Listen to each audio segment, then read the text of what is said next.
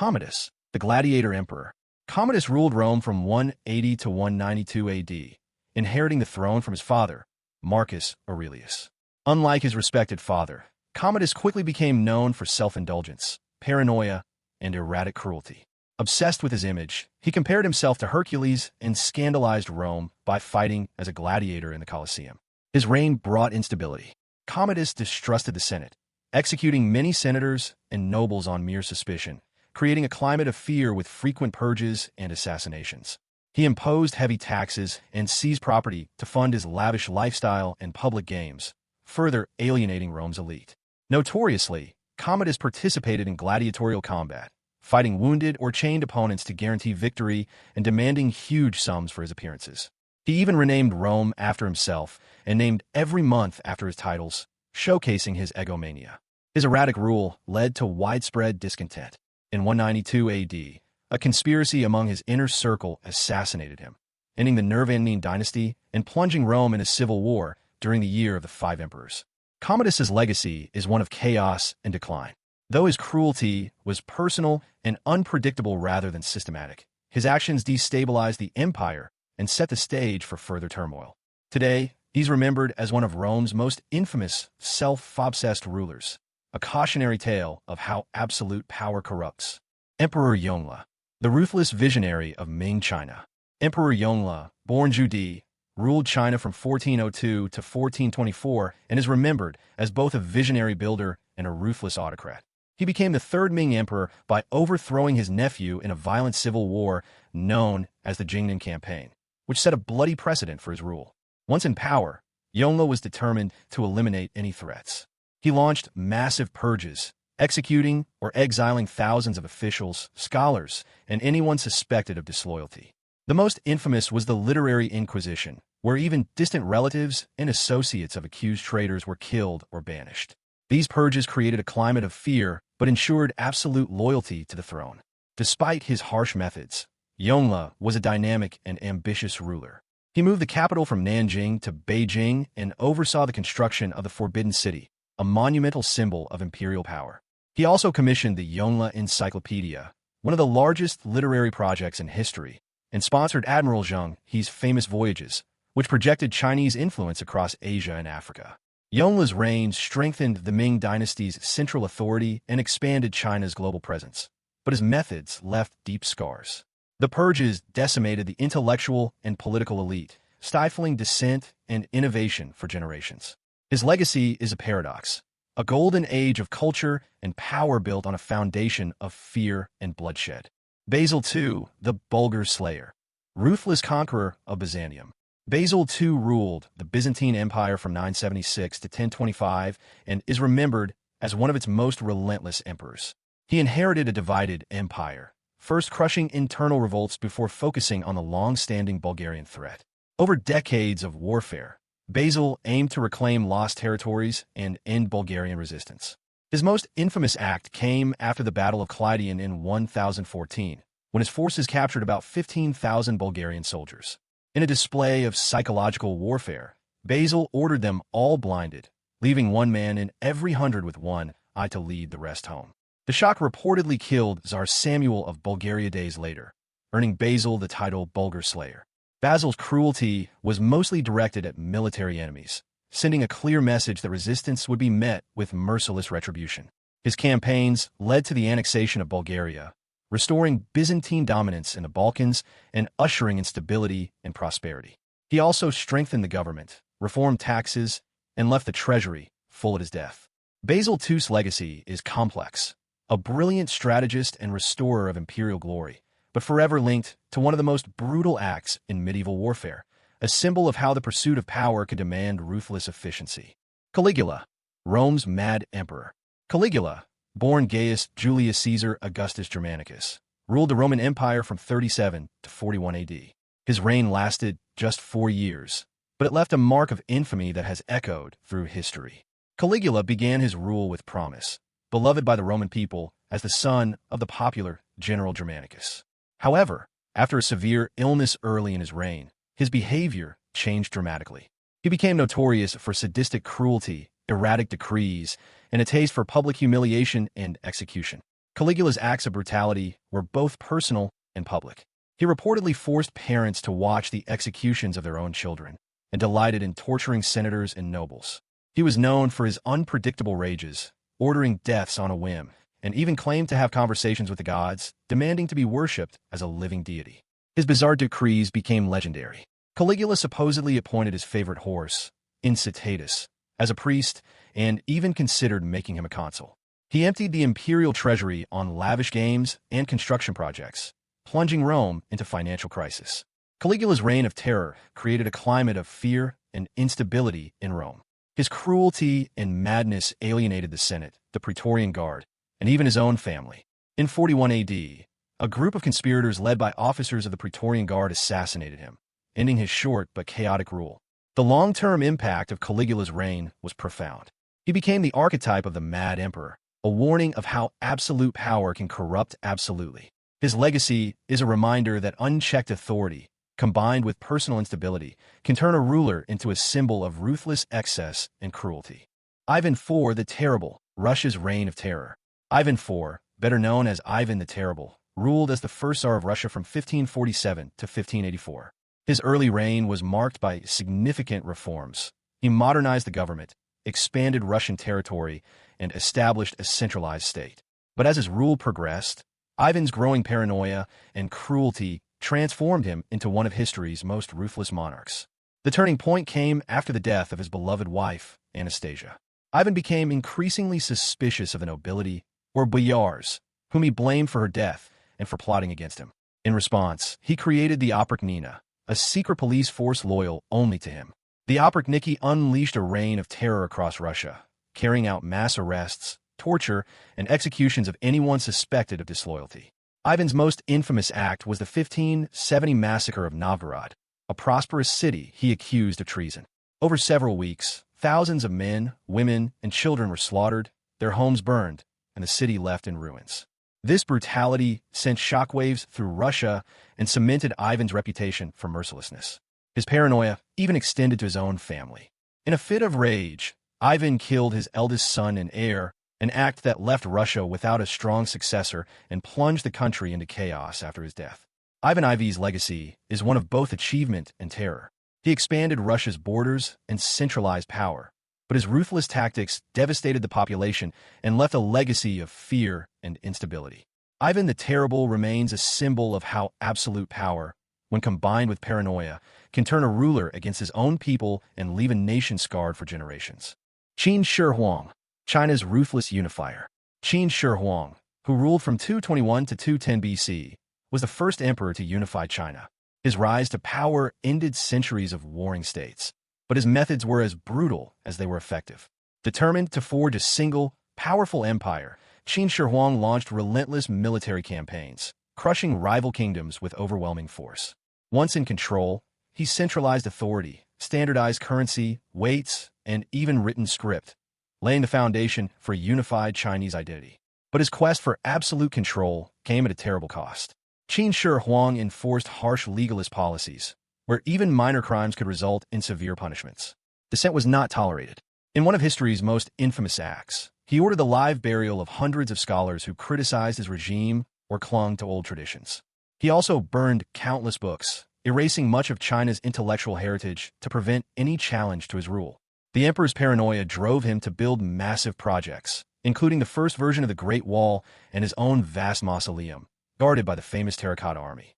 These projects demanded enormous human labor, and countless workers died from exhaustion and harsh conditions. Qin Shi Huang's reign was short but transformative. He unified China and established systems that lasted for centuries, but his ruthless purges and oppressive rule sparked widespread resentment. After his death, rebellion quickly erupted, and the Qin dynasty collapsed within a few years. Today, Qin Shi Huang is remembered as both a visionary founder and a symbol of tyranny, a ruler whose relentless pursuit of power shaped China, but at the cost of immense suffering and fear. Attila the Hun, Scourge of God. Attila the Hun, who ruled from 434 to 453 AD, was one of the most feared conquerors in history. As leader of the Huns, a nomadic people from Central Asia, Attila launched a series of brutal invasions that devastated much of Europe and earned him the nickname Scourge of God. Attila's rise to power united the Huns and transformed them into a formidable military force. He led massive armies across the Danube, attacking the Eastern Roman Empire and extracting huge tributes in gold. When the Romans tried to resist, Attila responded with merciless violence, sacking cities, burning villages, and slaughtering entire populations. His most infamous campaign came in 451 AD, when he invaded Gaul, modern-day France. The Battle of the Catalonian Plains was one of the bloodiest of the ancient world, with tens of thousands killed. Although Attila was forced to retreat, his reputation for destruction only grew. The following year, Attila invaded Italy, leaving a trail of devastation in his wake. Cities were razed, and refugees fled in terror. According to legend, even the Pope met with Attila and persuaded him to spare Rome, though the real reasons for his withdrawal remain debated. Attila's reign of terror ended suddenly in 453, when he died unexpectedly on his wedding night. After his death, the Hunnic Empire quickly collapsed, but the fear he inspired lingered for generations. Attila's legacy is one of relentless conquest and ruthless destruction. He became a symbol of chaos and fear for both the Roman world and later European history, a reminder of how a single, merciless leader can shake the foundations of entire civilizations. Tamerlane, Timur the architect of terror. Tamerlane, Timur the architect of terror. Tamerlane, also known as Timur, was a 14th-century conqueror who carved out a vast empire across Central Asia and the Middle East. Born in 1336 near Samarkand, Timur claimed descent from Genghis Khan and set out to restore the Mongol Empire's former glory. But his methods were even more brutal. Timur's military campaigns were notorious for their sheer scale and savagery. He led his armies from Persia to India, the Middle East, and Russia, leaving a trail of devastation wherever he went. Cities that resisted faced horrific consequences: mass slaughters, enslavement, and the systematic destruction of entire populations. One of Timur's most infamous trademarks was the construction of towers made from the skulls of his enemies. In 1387, after capturing the Persian city of Isfahan, he ordered the massacre of up to 70,000 people and had their skulls stacked into grisly monuments as a warning to others. Similar atrocities occurred in Delhi, Baghdad, and Aleppo, where tens of thousands were killed in single campaigns. Timur justified his brutality as a means to instill fear and prevent rebellion, but the scale of his violence was unprecedented. Despite the terror, he was also a patron of the arts and architecture, transforming Samarkand into a center of culture and learning. When Timur died in 1405, his empire quickly fragmented, but the scars of his conquests remained. His campaigns caused the deaths of millions and left entire regions depopulated and traumatized. Tamerlane's legacy is a paradox. He is remembered as both a cultural visionary and one of history's most ruthless conquerors. His reign stands as a chilling example of how terror and ambition can reshape the world at an unimaginable human cost. Emperor Hirohito, the shadow behind Japan's wartime atrocities. Emperor Hirohito reigned over Japan from 1926 to 1989, but his legacy is most controversial for his role during World War II. As Japan's symbolic and spiritual leader, Hirohito presided over a period of aggressive expansion and some of the worst war crimes in modern history. Under his reign, Japan invaded China, committing atrocities like the rape of Nanking in 1937, where Japanese troops massacred up to 300,000 civilians and soldiers and raped tens of thousands of women. Similar horrors, mass killings, forced labor, and human experimentation occurred across Asia as Japan's military advanced. While Hirohito's direct involvement in military decisions is debated, he was the ultimate authority, regularly meeting with military leaders and approving key strategies. Millions died as a result of Japan's invasions and the Pacific War, which ended with the atomic bombings of Hiroshima and Nagasaki. After Japan's surrender, Hirohito was not prosecuted for war crimes but remained on the throne as a constitutional monarch, a decision by Allied leaders to stabilize post-war Japan. This shielded him from accountability, even as his generals were tried and executed. Hirohito's legacy remains divisive. In Japan, he's seen as a symbol of post-war peace, but internationally, his reign is forever linked to the horrors and suffering of World War II, a reminder of how unchecked power can enable unimaginable cruelty. Nero, Rome's emperor of infamy. Nero, who ruled the Roman Empire from 54 to 68 AD, is remembered as one of history's most notorious and ruthless emperors. Ascending the throne as a teenager, Nero's early reign was guided by capable advisors, but he soon descended into paranoia, extravagance, and cruelty. Nero's name is forever linked to the Great Fire of Rome in 64 AD. As flames consumed much of the city, Rumors spread that Nero watched the city burn while playing his lyre. Whether or not this is true, what followed was even more shocking. Nero blamed the disaster on the city's small Christian community, launching the first major persecution of Christians in Roman history. Many were tortured, crucified, or burned alive as public spectacles. Nero's ruthlessness extended to his own family and inner circle. He ordered the deaths of his mother Agrippina, his wife Octavia, and numerous political rivals, often on the flimsiest suspicions. His reign became a byword for imperial excess, lavish parties, massive building projects, and crippling taxes to fund his lifestyle. As discontent grew, revolts broke out across the empire. Nero's support collapsed, and he ultimately fled Rome. Facing certain execution, he took his own life at age 30, reportedly declaring, "What an artist dies in me." Nero's legacy is one of cruelty, chaos, and self-indulgence. His actions destabilized the empire and set a precedent for the dangers of unchecked power. Today, Nero remains a symbol of how absolute authority, when combined with paranoia and ego, can turn a ruler into a tyrant whose name endures for all the wrong reasons. Genghis Khan, the ruthless founder of the Mongol Empire. Genghis Khan, born Temujin around 1162, rose from humble beginnings on the Mongolian steppes to become one of history's most feared and successful conquerors. By the time of his death in 1227, he had forged the largest contiguous land empire the world has ever seen, stretching from China to Eastern Europe. Genghis Khan's rise was marked by relentless ambition and brutal tactics. He united the Mongol tribes through a combination of diplomacy, strategic marriages, and ruthless elimination of rivals. Once in power, he launched a series of military campaigns that devastated entire civilizations. Cities that resisted were often annihilated, men, women, and children slaughtered, and survivors used as human shields or enslaved. His invasions of the Khwarezmian Empire, the Qin dynasty, and the Western Xia were particularly brutal, with millions killed. Genghis Khan's armies used psychological warfare, terror, and advanced military strategies to crush opposition. The mere threat of Mongol retribution was enough to make some cities surrender without a fight. Yet, Genghis Khan was not only a destroyer. He established a code of laws, promoted religious tolerance, and created a vast network of trade routes, the famous Silk Road, connecting East and West.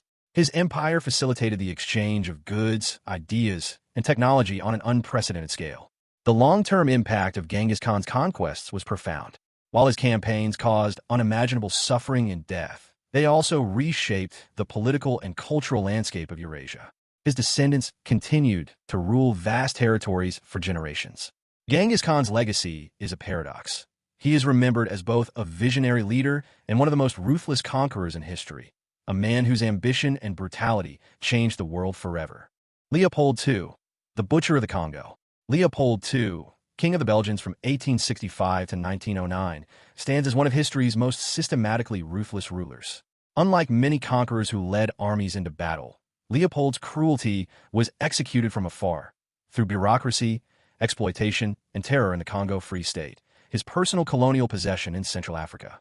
In the late 19th century, Leopold claimed the Congo under the guise of humanitarian work and anti-slavery efforts. In reality, he established a brutal regime focused on extracting rubber and ivory. The local population was forced into labor under threat of violence. Villages that failed to meet rubber quotas faced horrific punishments.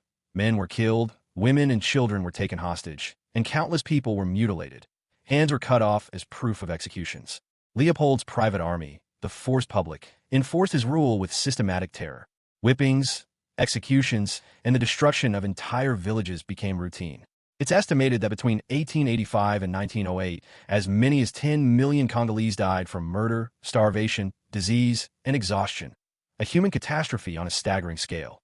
International outrage eventually forced an investigation, and by 1908, the Belgian government took control of the Congo from Leopold. But the damage was done. The population had been decimated, families and communities shattered, and the region left traumatized for generations.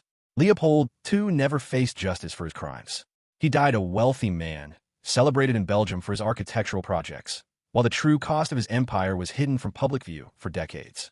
Today, Leopold II is remembered as a symbol of colonial greed and inhumanity. His reign in the Congo Free State remains one of the darkest chapters in human history, a chilling reminder of how unchecked power and profit can lead to unimaginable suffering.